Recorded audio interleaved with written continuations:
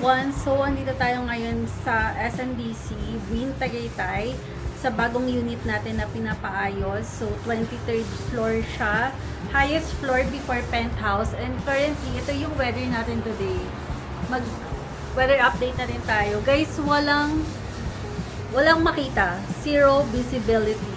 So, ayan siya. Guys, wala yung taal. Hindi makita yung taal. And, ilang days na din na nag-uulan. So, praying for a good weather na sana. And, ito yung situation ng unit ngayon. So, ito yung unit. Pinatakpan ko yung piping ng aircon kasi kitang-kita siya. Medyo masagwa. Tapos, papapalitan din natin ng color ang wall kasi gray siya. So, ayan.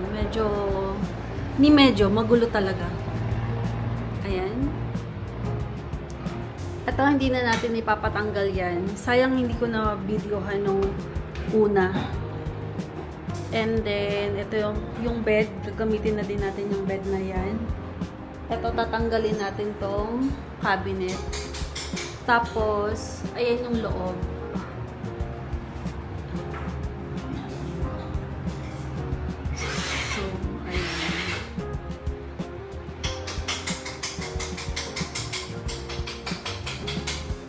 Na matapos to before tawag dyan Saturday, para Saturday makapagpabook na tayo.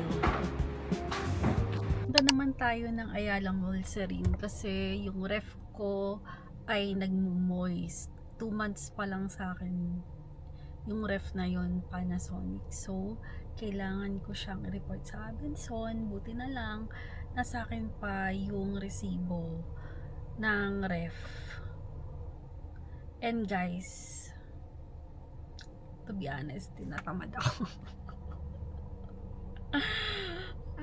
Gusto ko na lang umuwi at mag-work. Pero kailangan kong gawin yung mga ganitong errands. Dahil walang choice. Oh my God. Tapos magagas pa ako. Okay, let's go. Let's do this. It's 4 PM and kailangan kong makauwi agad. At ang dami pang gagawin. So, punta na tayo sa Ayala Mall Serene.